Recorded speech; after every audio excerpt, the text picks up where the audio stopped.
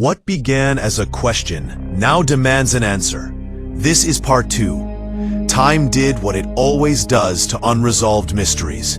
It buried them under layers of speculation while keeping their core painfully intact. The Somerton man lingered in the background of history, resurfacing whenever a new theory emerged or an old witness spoke again. Each generation inherited the same unanswered questions, repackaged through new lenses. What changed was not the evidence, but the tools and the people determined to interpret it. As the years passed, those who had known the original investigation aged, and many took secrets with them. Files were misplaced, memories softened, and certainty dissolved into interpretation. Yet the case refused to die. It had a strange gravity, pulling in amateur sleuths, journalists, cryptographers, and scientists. Everyone who encountered the story felt the same quiet provocation. If this man could disappear so completely, what did that say about identity itself? One of the most enduring threads concerned the woman linked to the phone number in the Rubaiyat. Though she maintained her denial for the rest of her life, her reactions continued to haunt the case. Those who interviewed her spoke of pauses that lasted too long, of expressions that flickered between recognition and restraint. Some believed she had loved the Somerton man. Others thought she feared him. Still others believed she was protecting someone else entirely. The truth, if it existed in a single form, remained locked behind her silence. The code from the book continued to torment cryptographers. Decades of analysis yielded no consensus. Some researchers believed the letters were the first letters of words from a poem, possibly the Rubaiyat itself. Others thought it might be a one-time pad, useless without the matching key. There were even suggestions that it was not a code at all, but a meaningless decoy, placed to mislead anyone who found it. The frustration lay in its ambiguity. It sat at the boundary between sense and nonsense, refusing to tip its hand. The espionage theory never fully faded. In the early Cold War era, secrecy was currency, and death was often quiet. Poisons existed that could kill without leaving a trace, detectable by mid-century forensic science. The Somerton man's apparent physical fitness, his careful anonymity, and his possible connections to sensitive locations all aligned too neatly to be dismissed outright. Yet no government agency ever acknowledged involvement, and no documents surfaced to confirm it. Like so much else in the case, espionage remained plausible but unprovable. Then came the age of genetics, and with it, a renewed surge of hope. Advocates pushed for the exhumation of the body, arguing that DNA could succeed where fingerprints and paper records had failed. The process was slow, entangled in legal and ethical considerations, but eventually permission was granted. When the Somerton man was exhumed decades after his burial, it was with the quiet understanding that this might be the last chance to give him a name. The recovery of DNA was difficult, but not impossible. Advances in technology allowed scientists to extract genetic material even from remains long buried. Once a usable profile was developed, it was compared against genealogical databases. This was not a search for a direct match, but for distant relatives, fragments of shared ancestry that could be traced forward through family trees. It was painstaking work, measured in probabilities rather than certainties. Gradually, a picture began to form. The Somerton man appeared to have roots far from Australia, likely in Europe. Names emerged as possibilities, then were discarded.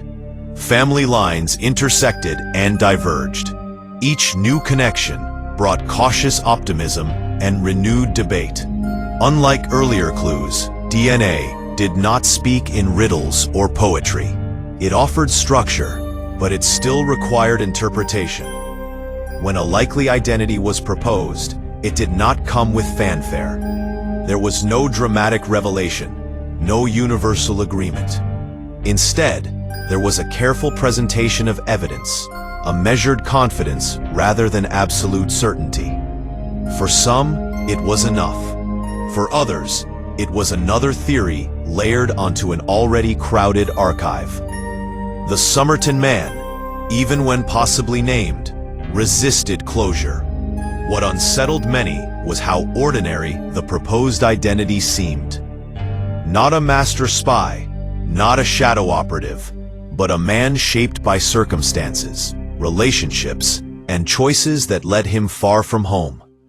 This possibility reframed the entire mystery. Perhaps the elaborate appearance of secrecy was not intentional theater, but the residue of a life lived in fragments. Labels removed, not to erase identity, but because the clothes were second-hand. Silence maintained, not to protect a mission, but to preserve dignity. The phrase "tamam shud" took on new resonance in this light. Not a taunt, not a signal, but a private acknowledgement. A line drawn at the end of a life that had reached its limit. The Rubaiyat speaks often of acceptance, of yielding to the flow of time rather than fighting it. Maybe the Somerton man had embraced that philosophy, carrying its final words with him as a personal truth. Yet even this interpretation did not satisfy everyone. The unresolved elements still whispered of intention, the careful placement of the paper, the timing, the location. Somerton Beach was not random. It was quiet, public enough to be found, private enough to avoid interruption. A place where death could occur without spectacle. That choice alone suggested deliberation. Ultimately, the case endured because it mirrored something universal.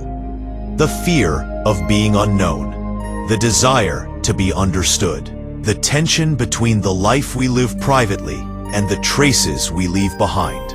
The Somerton man became more than a body on a beach. He became a symbol of how easily a person can slip between the cracks of history. Even now, discussions continue. New analyses are proposed. Old assumptions are challenged. The code is revisited with fresh eyes.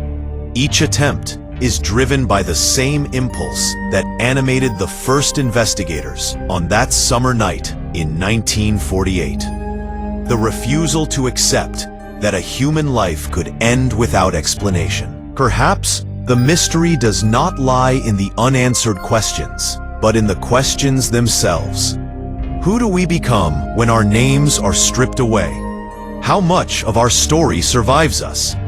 The Somerton man offered no answers, only an invitation to look closer, to listen longer.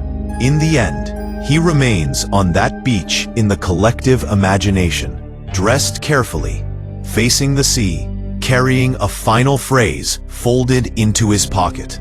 Whether his story is finished depends not on evidence alone, but on the meaning we assign to it.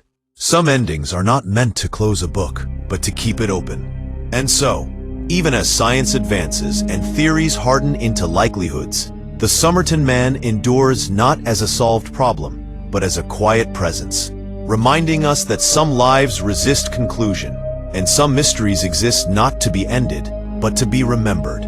Thanks for watching this video. If you enjoyed it, don't forget to like, comment, share, and subscribe to Crime Chronicles US for more chilling unsolved mysteries from across America. Stay curious, and we'll see you in the next story.